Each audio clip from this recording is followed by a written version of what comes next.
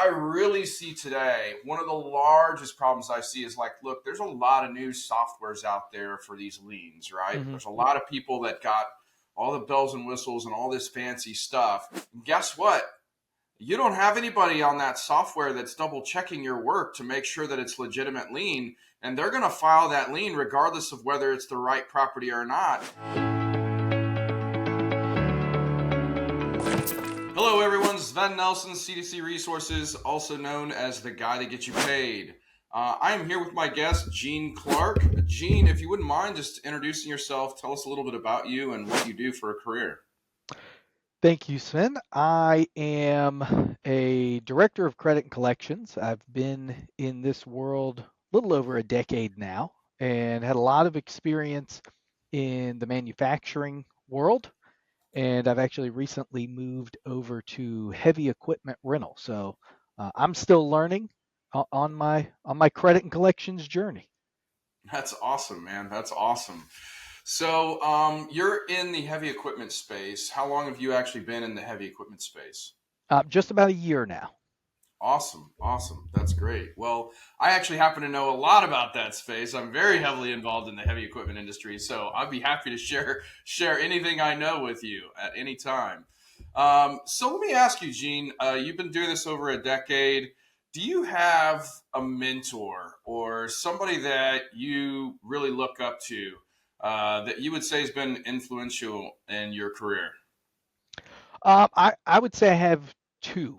Um, the first one, before I got into the world of accounts receivables, I was working in banking, and one of my customers who I saw every single week, they'd come in, they'd make deposits. That's the person who ended up recruiting me and getting me out of banking, and he was my first boss in this world. I would say he has been pretty influential. I'm still in communication with him. He actually just recently retired, so he obviously had a big impact. And then number two, I'd say, is my current boss, just because I worked with him previously, and then he kind of recruited me to come be with him at my new job. So That's awesome. those two individuals, I would say, have had a very big impact. And one reason, both of them are very similar in their expectations of me, and hold me to a very high standard. I try to hold myself to a high standard, but I appreciate them also keeping that standard high. And then they also know what it takes to be successful in this world, and how sometimes you really have to push the envelope, and sometimes you do have to be the meanest person in the company, because we are trying to go out and get paid.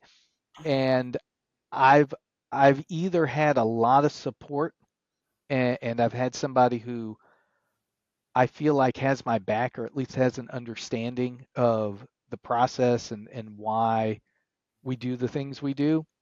Sure. And even if it's okay, well, let's look at what happened, and try to come up with a better way to do it next time. There's always been a level of, I've got your back, I'm going to go to bat for you, but we want you to be the best version of yourself. So those I think two it's great have when been you have great. people that are encouraging you like that, right? It's people that are Yes. standing behind you and really have your back, and not only just encouraging you, but encouraging you to grow, right, Yep. in your career and as an individual. So that's definitely important attributes to have in a mentor, in my opinion. Definitely.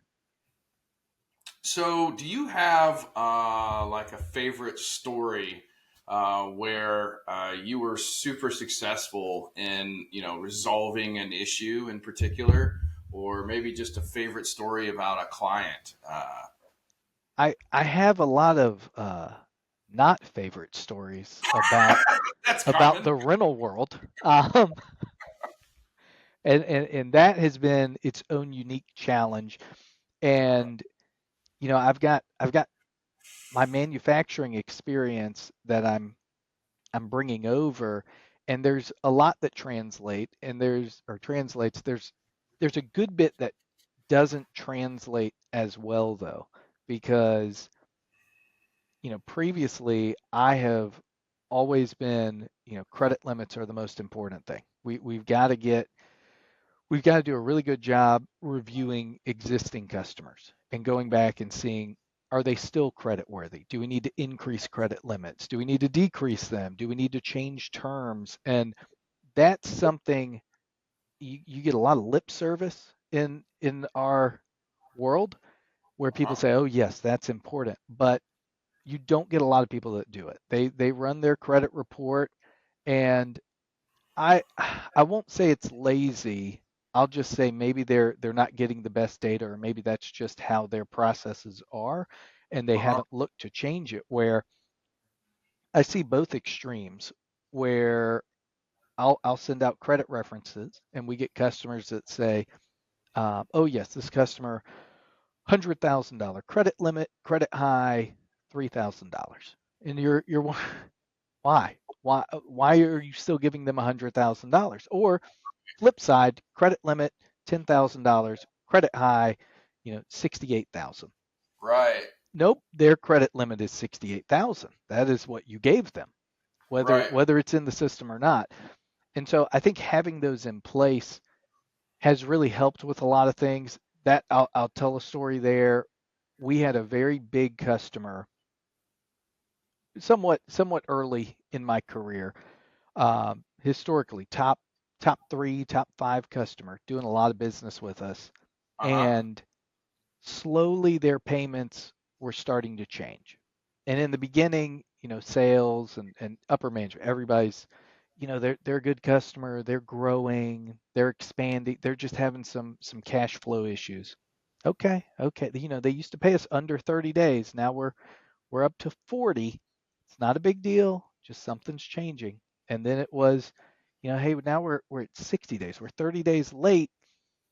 Is this something we want to do? And so slowly but surely, this customer is eventually paying 90 days late, which in rental equipment that is a whole lot more acceptable Yeah, than unfortunately. manufacturing. Manufacturing, we are, we're tight on things, and we have to. I'm fighting tooth and nail on this customer. Eventually, we get them to the point they're so far behind. We tell them, hey, you've got to pay, you know, X amount every time you're placing an order, and you've got to pay for your new orders up front. We've got to get this balance paid down. Hmm. And eventually, this is probably after a year of them having to pay for everything up front. They finally get the balance paid down. We're running credit reports simultaneously, and we're just seeing their days beyond terms going up and up and up, their credit rating going down and down and down. And it was having that constant payment history, and then proactively going out and saying, we need to reduce them from $1 million credit limit to 500,000, 500 to 250, 250 to 100,000. We need to just cut them off. We need to Hmm. not let this get any further than it has gotten. Um, and initially there was a lot of pushback there, and I had luckily been in the role for a few years at that point, and they'd seen what I'd been able to do with the aging as a whole, Hmm. and going after a big customer like that's not easy to do. Right. And it's hard to hold those customers accountable because you don't want to lose them. But at the same time, if you can get the right people, on the phone from those companies, having a conversation, not just going back and forth on email, but sit down, have a conversation, and say, okay, how do we get back on track? That's how you can make that progress, and you can really set the tone for expectations on both sides where, okay, we're willing to not completely cut you off, but you've got to meet our requirements for us to keep shipping you so you can stay in business, but we just got to get paid. We got to get paid a lot more. Right. Right. Yeah, no, and going back to your point about re-upping or rechecking people's credit. I do think that is an important step that not necessarily if people don't want to do it. I think it's a manpower thing, right? Like they don't have a system and a process set up to revet customers, or they don't have the manpower to do that and stay on top of their daily tasks anyway, right? So 100%. I think it's something that everybody knows it's important, Hmm. but everybody puts it on the back burner. And unfortunately, that's one of those things that should be front and center at all times because, just because somebody was credit worthy today doesn't, or yesterday doesn't mean that they're credit worthy today, right? So Right. I think that's super, super important and a very valid point that you brought up because a lot of people I see end up placing accounts for collections with us because they missed that step, right? They gave them this Yep. huge credit limit up front.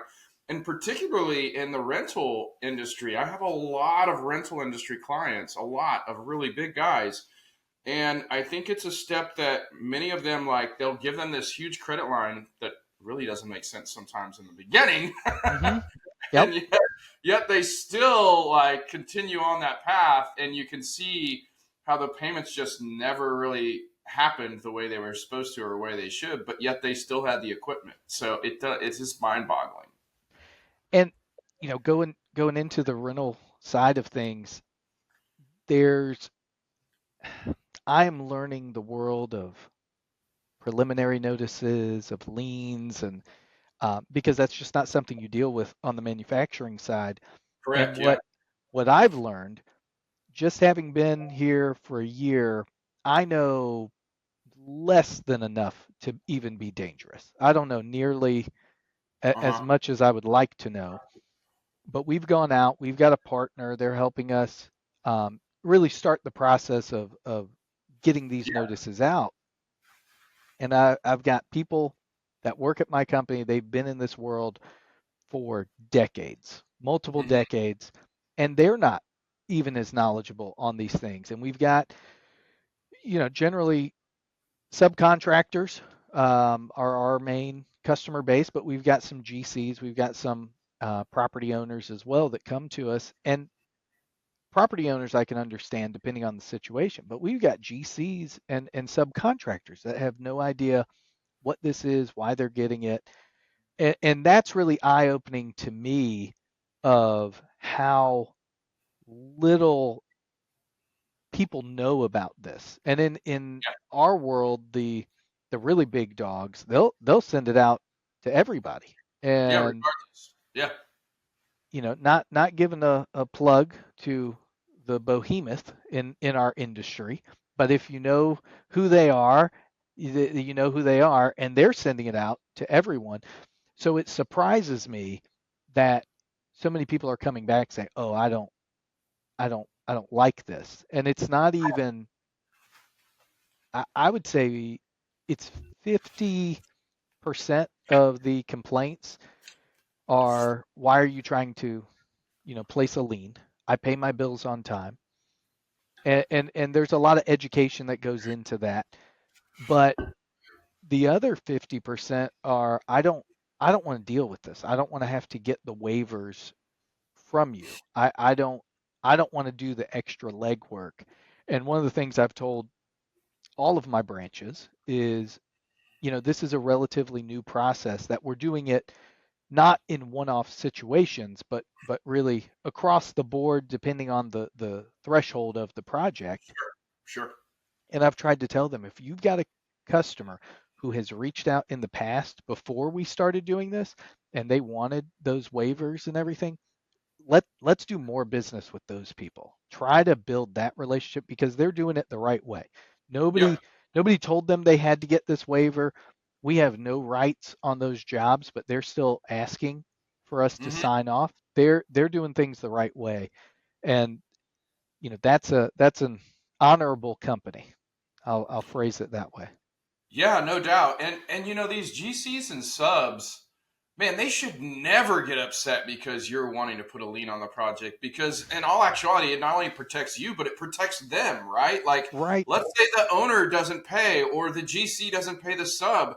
that sub and that GC that didn't get paid are now protected by your lien, because then you can yes, they are the debtor, right? But you We have the lien to leverage to go and back those guys up to help them get paid, at least for your portion of the bill, right? right. So It I trickles mean down.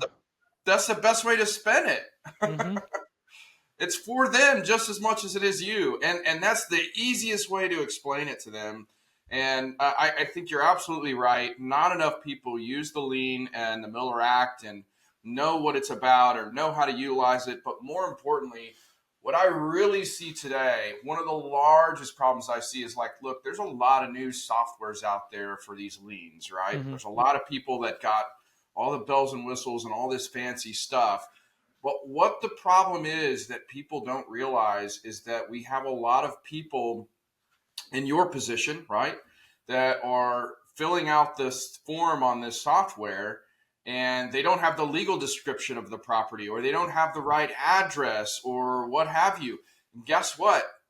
You don't have anybody on that software that's double checking your work to make sure that it's legitimate lien, and they're going to file that lien regardless of whether it's the right property or not.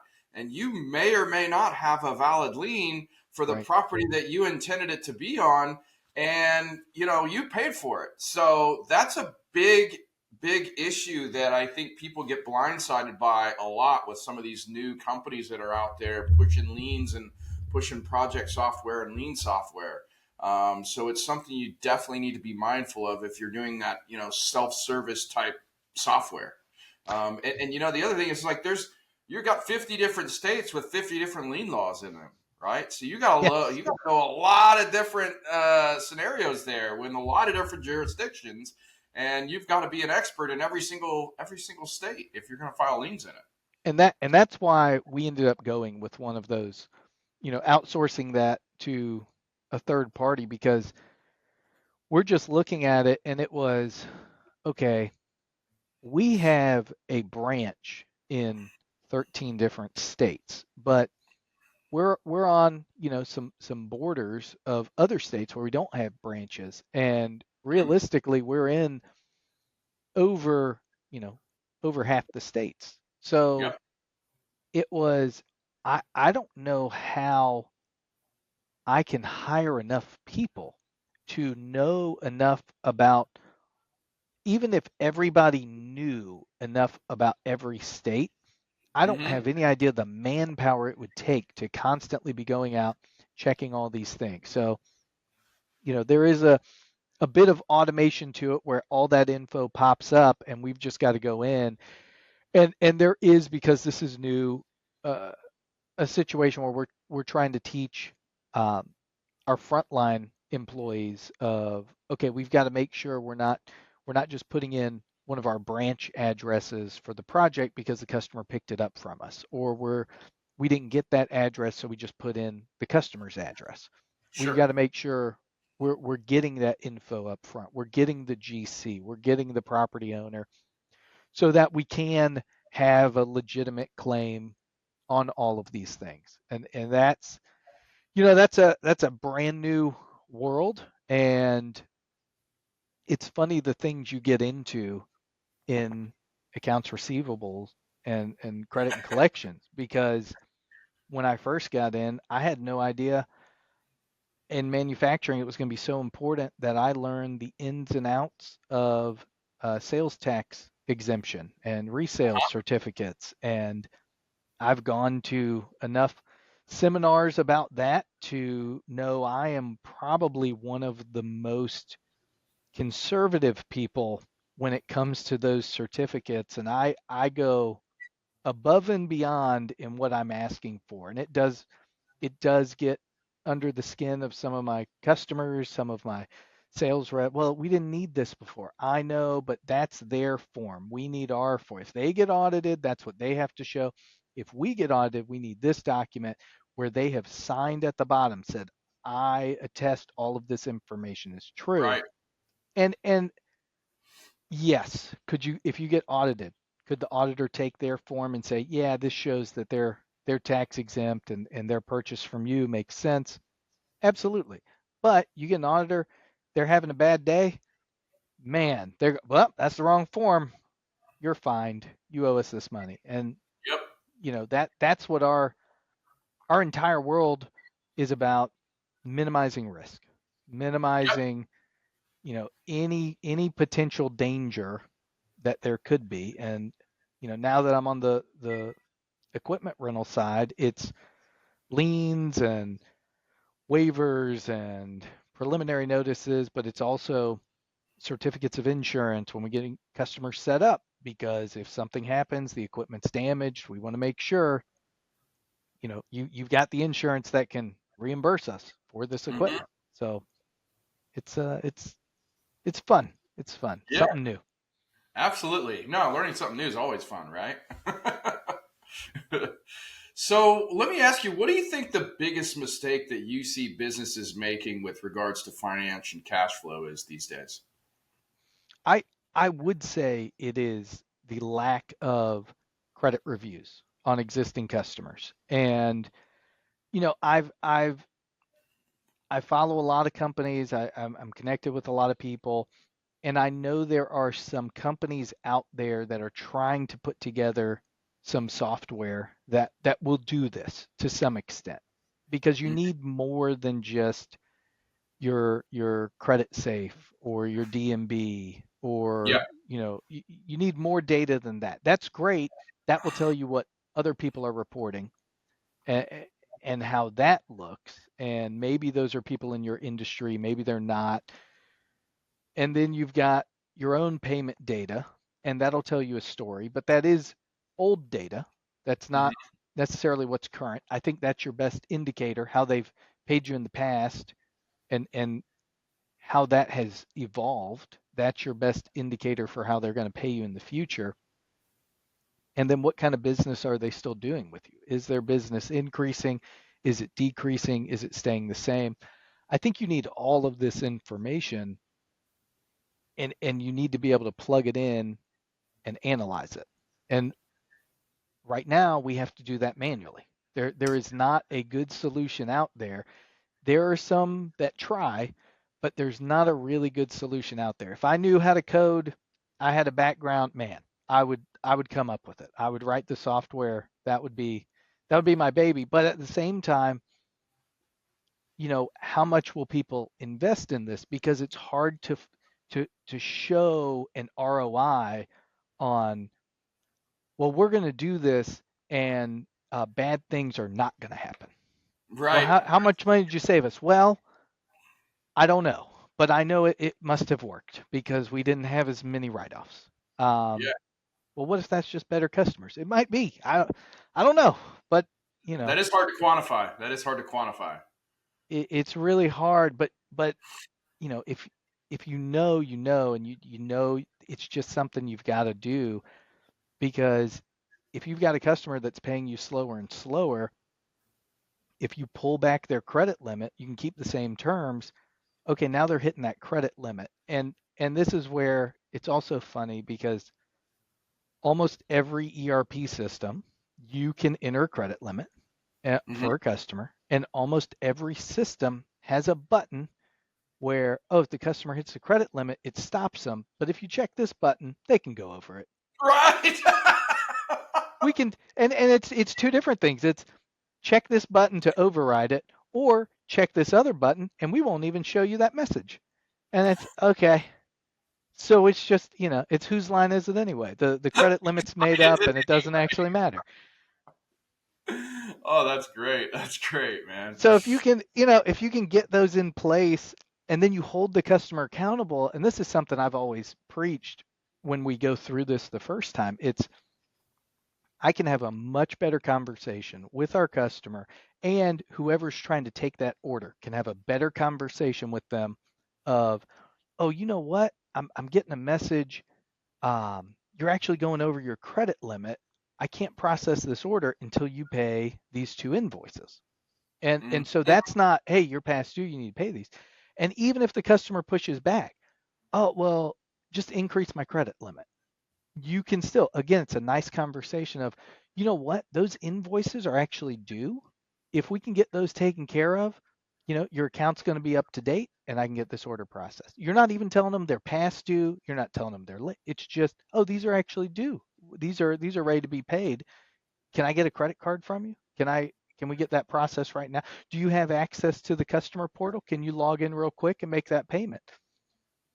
It's just it's just a better customer interaction. And Right. we are in the world. Yes, sometimes we've got to be very direct, very firm, but the accounts receivable teams out there touch just as many, if not more customers than, a customer service department, than a sales department, because those are somewhat split. Some customers send their orders straight to a sales rep, some send them into a customer service department.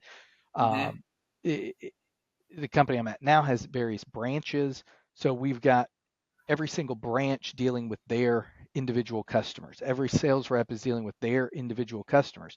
But then you've got, a credit and collections team that's dealing with every customer. They're dealing with all the invoices. They're dealing with all the payments. And Right. because you touch everybody, you've got the potential to upset everybody, but you've also got the potential to make sure they're having a really good experience. And so it's okay. We need to make sure this is a really great experience. And then when we hit a certain point, we don't need to make them mad, but we need to show them we are going to be the squeakiest of all wheels. So if you don't like that, just get us paid before the wheels get squeaky. And that's kind of the process we're in now, where okay, we've got a bunch of great tools in place, we've got a great team in place, we've got processes in place. Now we need to make sure, they hit this line, everybody's going after them in a nice Yep. way, but everybody's going after them. They're getting their automated dunning emails. They're getting their monthly statements. They're getting a collector to reach out to them every week. They're getting a sales rep or a branch manager to reach out every single week. And it's just, Yep. oh man, these guys are hitting me. I gotta get them paid 2 weeks ago. I They're gotta, feeling love. yes, yes. And there's always worry. There's always worry from sales. We're going to make these customers mad. They're going to leave us. No, I think we're going to annoy them, but I don't think they're going to leave. I think we're going to annoy them and they're going to change their behavior. That's the And goal. That's the yeah, goal. and it's just no, no, no. They've got a stack of bills to pay, and maybe we're here. We want to move maybe about here. So we just Right. get paid a little bit. So you know what? Those other companies, they're not calling us. Let's put them further down at the bottom. Right. These guys, oh, get them paid. No, that's great, man. That's great. So, people, I've been in commercial collections for over 20 years, right? People hire my company and me to help them collect on bad debt. And when I'm working with clients, I see that many of these clients struggle to find a good process, or if they do have a good process, it's rarely followed due to others in executive leadership or sales departments overriding those decisions, which are based on facts, not on feelings, right? Yeah, yeah. So, where do you see this happening in your business with your clients, and how do you handle it, or how do you navigate that with your leadership team or your sales team? That's a constant battle that you face, and it's all we can do is lay out the facts of the situation. And sometimes it is, this is a really good customer, this is a really old customer, this is a really big customer. We're going to give them extra leeway, and you, from our side, you have to just be very take the emotion out of it, because I think the best collectors and credit managers out there, everything feels personal. It is not, I'm trying to go help the company get paid. This is my money. I'm going to go get it. Where is my money? Give me my money. So, we take it very personally. That is our responsibility. And so sometimes you've really got to step back, take that emotion out of it, and it's okay to push back. I think a lot of people worry if they push back against the leadership team, bad things are going to happen to them. I think if you take the emotion out, you can, and I've had this and I've done this multiple times where you say, I don't mind releasing this account if you really want it released. I Right. feel strongly we should not sell to them until we get paid. This is what I'm seeing. You know, Mm-hmm. payments are slowing down. They owe us, 25 grand over 90 days past due. They um, have not been in communication with us. Here are all the times we reached out. We have not heard back from their accounting department. We feel like this is a very big risk and we should not take it. We can still release this if you want to, but we are going to need some serious help getting paid on these balances. Right. And at that level, you're hoping those are the people who are going to get involved. Yes, let our VP of sales call you know, their CFO or um, their VP of purchasing, whatever it Mm-hmm. might be. And they're going to have a very high level conversation. Maybe we're a part of that as well, and just letting them know, hey, this is what we're seeing, this is what we need. We want to keep working with you. One phrasing that I try to use, whether I'm on the calls or not, is, we really value your partnership. We value you as a partner. You're more than a customer to us. How can we work together to make sure we're both successful? You continue Sure. to grow, we continue to grow. And we always explain, the sooner we get paid, we're going to be able to offer you better service Right. because in general that means less money we're chasing on an AR side. That means we've got more cash to reinvest in our own company, whether that's more team members, that's more equipment, that's more More field resources in techs, general. Yeah. just anything. And it's, if you can get us paid faster, we can take better care of you. Yeah. No. Right on. Absolutely. So when we talk about collections and credit managers and directors of credit, what do you think it is that people misunderstand about your profession? Oh, that we are the The gate sales prevention department. sales Uh, prevention. that and you still get salespeople. One thing is always funny about sales reps to me that I've noticed. Not true for everybody, not true for every customer, every sales rep, but I would say at least 75% of a sales rep's customers have a very similar personality to that sales rep. for Yeah. better Yeah. for better or worse. If you have Yep. a sales rep that is super laid back, everything's good, it's all, Gene, they're gonna pay. Okay, they're just a little slow. It's fine. They're gonna pay. If you've got a sales rep that's really aggressive and maybe you butt heads with them a lot, you're probably butting heads with their customers a lot. Hmm. And then you get other sales reps that are oh, somebody's past due, I'm calling them right now. And that sales rep has maybe two customers that are past due, and it's because the check is literally arriving 2 days late. Like, it is amazing. But you've really got to just build those relationships. And it is easy in this world where there's so many conversations that are had over Teams, where it's so much faster to communicate electronically. And I'm guilty of this as well, because I know, I've got 300 emails. I'm just going to fire them off. I'm going to fire them off. And a great example, earlier in my career, I knew I had to contact 50 customers in a day, all about past due balances. Yeah. Well, I had a template I could use. I'm just going to copy and paste. I'm going to change the amount due, the customer name, send. Copy, paste, change, send. I could Right. get those out real quick. Sometimes those were effective, and I didn't have to worry about it. But I knew that would only take me, about an hour, maybe an hour and a half, because I can just get them all out. Versus, oh my gosh, I've got to call 50 people. I've got to leave messages. If they answer the phone, I'm sending them copies of invoices. We're going through things. It might take me all day to get through that.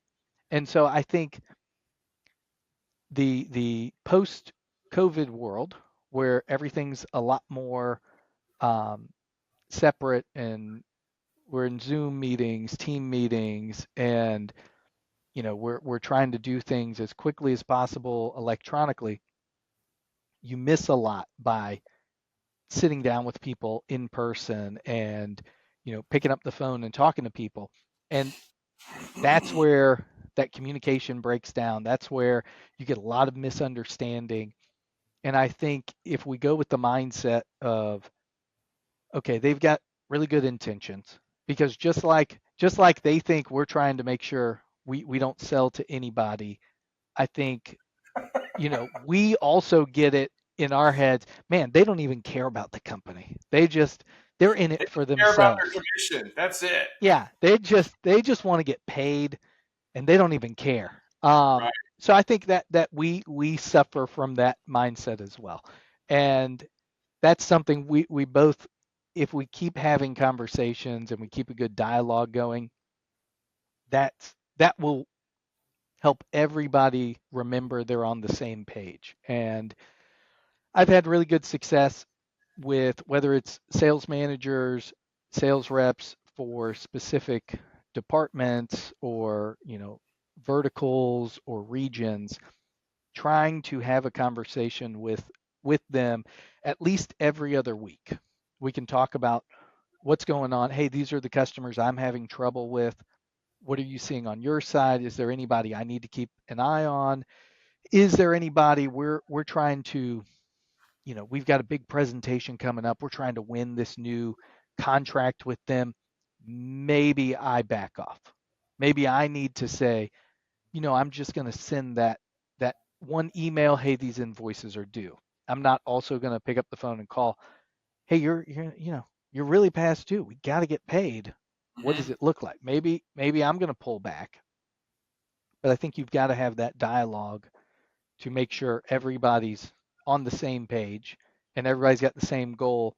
We want our company to be successful and have these great revenue numbers, and we want to make sure we're getting paid so that, on payday, that money hits our bank. That's why we come to work. So Right. everybody's on the same team. That's great, man. That's great. So let me ask you, this profession has been around for ages, right? The key of extending credit to other businesses on terms has been around for a long time. But what skills do you think the director of credit of the future needs to have in order to stay relevant? I mean, the world of AI is coming, Hmm. and I think there's going to be a lot, and there is a lot right now. There's a lot of software out there. I think AI is just going to step it up to the next level, where people are trying to outsource the entire process. Hmm. And I don't think you can do that, because you've got to get people that really know the customers and know, because it takes a while, but the longer you are somewhere, the more you learn about all these customers, and you learn who needs a firm hand and who needs a soft touch. Who are you going to have to, all you got to do is send one email to, and that's all it takes, but they're not sending you a payment until they hear from you. And who is it going to require, you know, two phone calls, five emails? It's going to take a little bit longer as long as you stay on top of them. And then you've got others. Okay, you're on hold. And as soon as you say that, whether it's 10 days past due, 30 days, 90 days, that's when they're cutting you a check. As soon as Yep. they're on hold. And you've got to learn the ins and outs of that, where there's so many great tools out there that'll auto send text and auto send emails, and they'll spit out reports. But I think we're going to have to learn really how to make sure we're on top of technology, and Hmm. we've got the best tools at our disposal.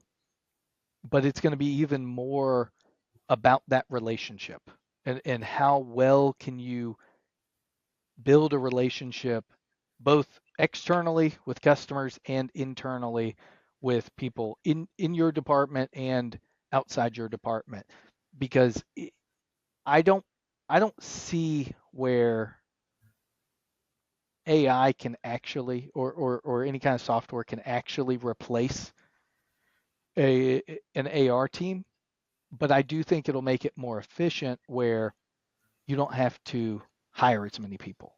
Um, Yeah, I agree. I've gone through a situation where I joined a company and there were 8 people plus myself, and by the end of the week, my first week, there were 4 people plus myself. Mm-hmm. And we after the shock of the mass exodus, um, you step back and say, okay, this is where we are, which is not a good place.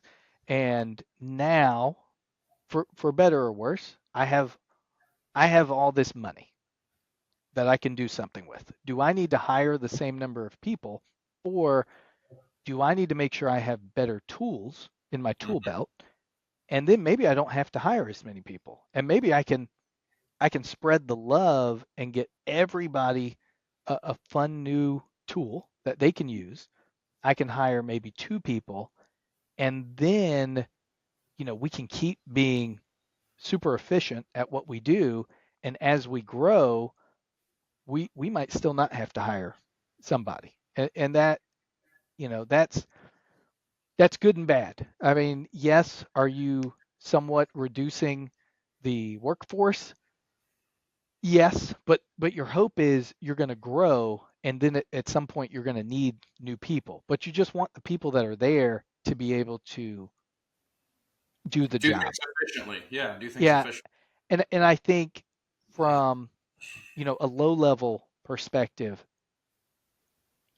you don't need experience to get into the world. What you need is some kind of drive, some kind of motivation. You need to want to learn how to get out there and be okay talking to customers on the phone, Mm-hmm. sending emails, doing some of the grunt work. But I think the software and the AI is going to do a lot of that. So I don't think you're going to have as many entry level positions, because now I don't need to send those 50 emails at the beginning of the Right. week. I've got a software that can do it. All I have to do is click one button, everybody on the list getting an email immediately. Yeah. Yeah. That's huge. That's huge.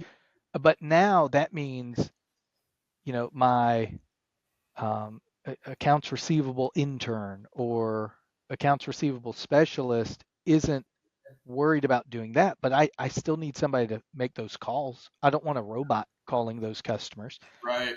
And Right. so if I've got somebody making calls, those calls are more effective and we've got more time for those. So I think from an entry level, being willing to put in the effort to learn and do the work, that's really good.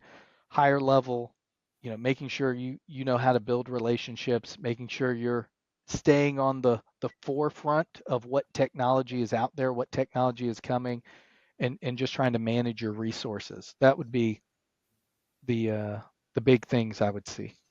Absolutely. Absolutely.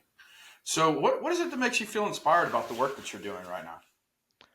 Man, I just love it. I Yeah, just love it, and I I can don't I don't know why. tell. I can tell. No, I can tell you're passionate about it, man. I You're am. passionate about it, if not more than I am. So, No, I love it. It has been a game to me, and every time I've gone to a new company, it's always a mess. And I don't know if it's just always a mess. Um, but it's always a mess, and it's okay, how quickly can we turn this around? What can we do?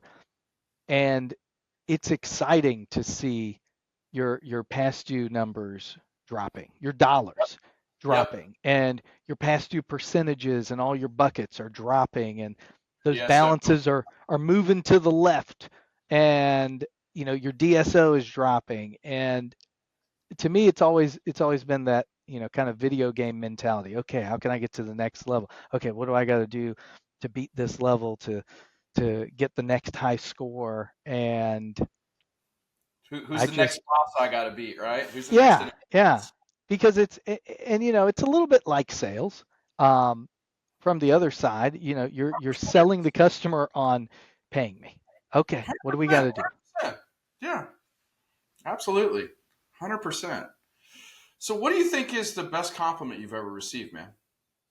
Um, I actually got a really good compliment recently. Um, so I've had the pleasure of working for a variety of ownership groups. I've worked for a family-owned business, multinational conglomerate, and a couple of private equity-owned businesses.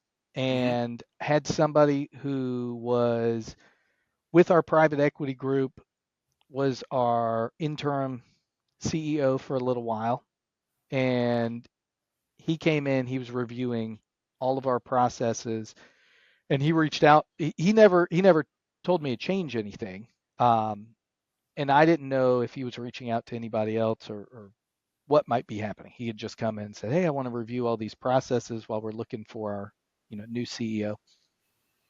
And he sent me a note recently saying, um, your boss paid you a really nice compliment at our meeting with your leadership team and the private equity group, and I would like you to speak to one of our other members of the private equity team as well as one of our other companies we own about your processes and everything you're doing, because we think they're really, well put together. And then, below that he's saying, um, you know, whatever the guy's name was, you know how much of a stickler I am for processes and making sure they're in place. I did not change anything about Gene's processes. I think they are very good. And I was like, all right, That's cool. nice.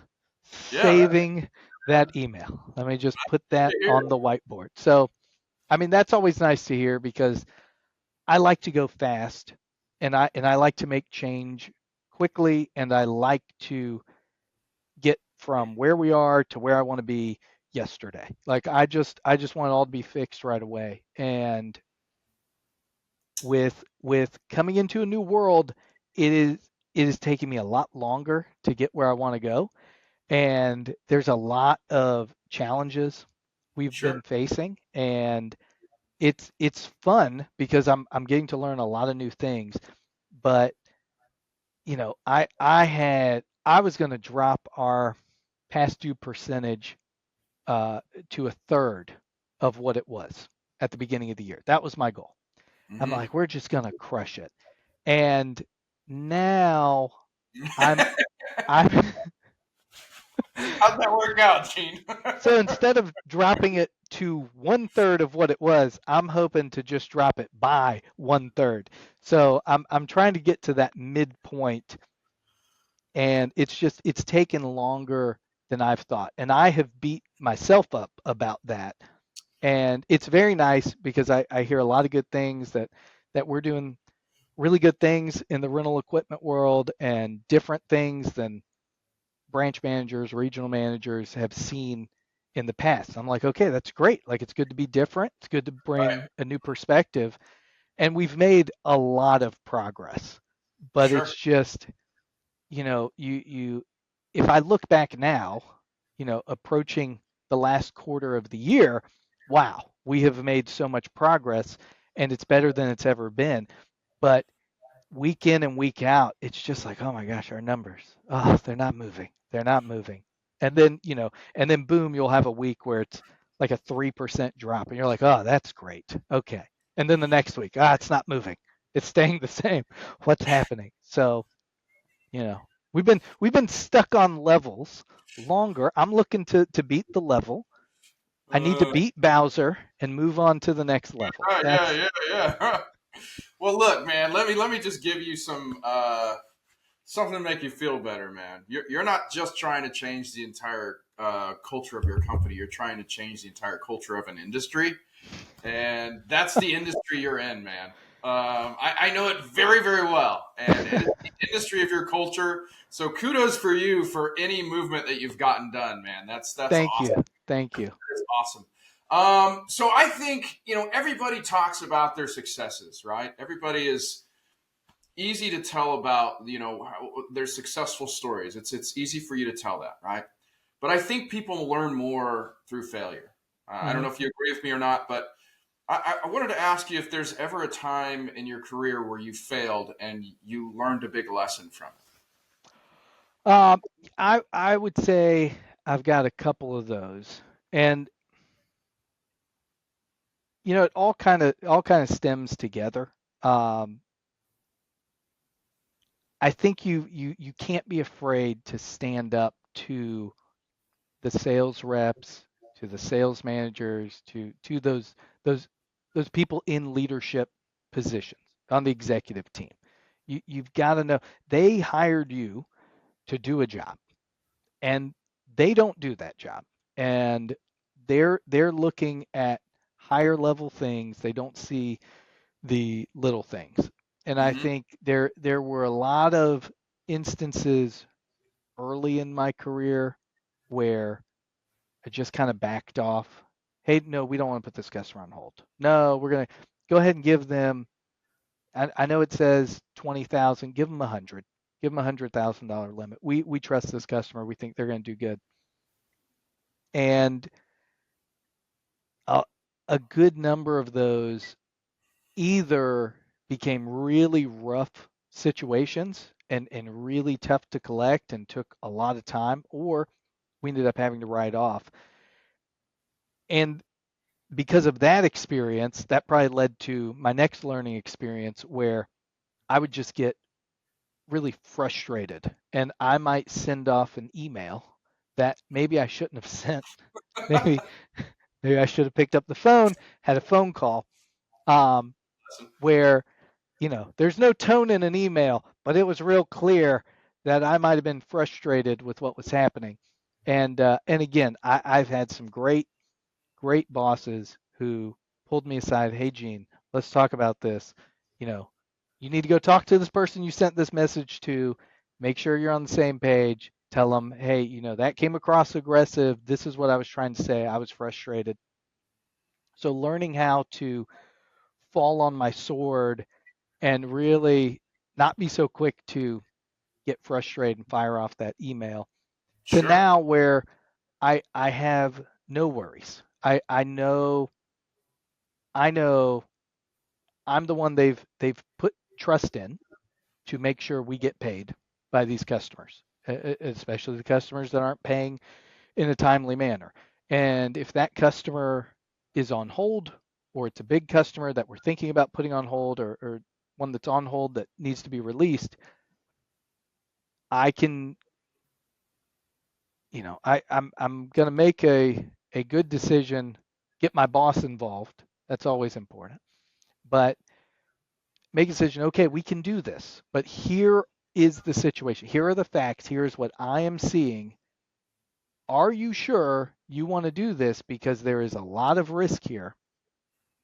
And knowing that sometimes it's worth the risk. Sometimes, in the grand scheme of things, that customer owes us $80,000 and it's a lot of money. But we have a potential to make $100,000 every single month with Mm-hmm. them if we get a Mm-hmm. new deal. And Mm-hmm. even if push comes to shove and we credit off all 80,000 or we write it off to bad debt, we have the potential to be in a better place. So we've got to weigh those risks. And Sure. if you can kind of step back and look at that and say, okay, I'm not just in this role, I am a strategic partner. I need to look at this from a higher level, but also I need to not be afraid to have some healthy conflict. Not Yeah. not we're getting into a screaming match and this is all your fault and God, you just care about yourself, you know, but okay, it's okay if we butt heads and at the end we walk away, we're in alignment. We're going to do this. This is why we're going to do this. It's going to be worth it. Okay. I'll make sure we get paid, but if I'm struggling, I'm calling you in. Need your help. That's Like, it.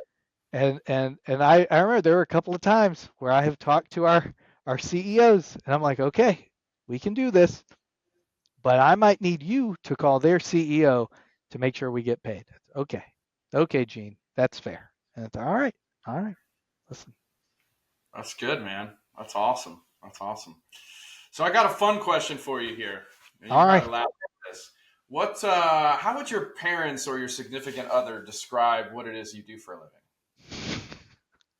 Um, so that's a good question. Um, my father-in-law was a credit manager for 30 years.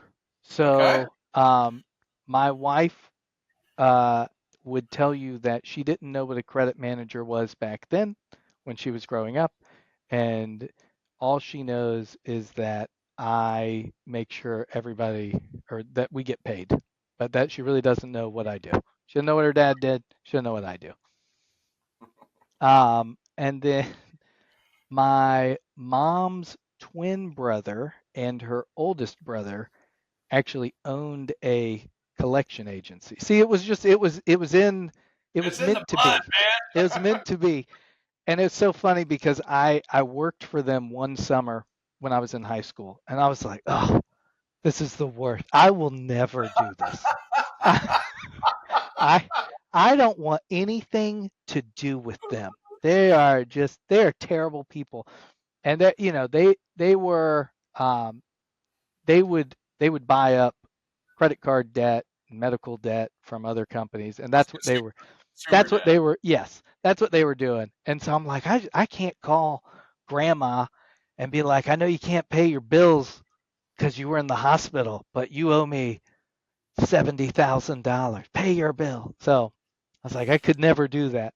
And then Right. here I am. So I would say that has also helped because I've gotten a lot of advice over the years from my uncles, from my father-in-law. Um, but my parents would probably say, say something like, "Well, I just walk around the office with a baseball bat. I don't know, something." Beating people up, huh? Yeah, I just I used to just I would always tell people if they asked what I did, I said, "Well, I'm the meanest person that works at my company. I'm the least nice person because I'm the one that's calling you for money." Right. All right, man. One last question here for you. So, if you could talk to your 20-year-old self, what advice would you give them? Oh man, I oh, it's hard because I really like that everything I've done, career career wise from then till now. Um, I started out, I worked in banking for 5 years, and that was awful, but it did help me learn to talk to people more and be able to make phone calls, talk to business owners, um, build rapport with people very quickly, whether it was in person, over the phone. Um, it's hard to say, let's change something. I Man, I would probably say just, stay the course. It's going to work out. Like, don't get discouraged because Yeah. it's it's all kind of built on itself and been really good.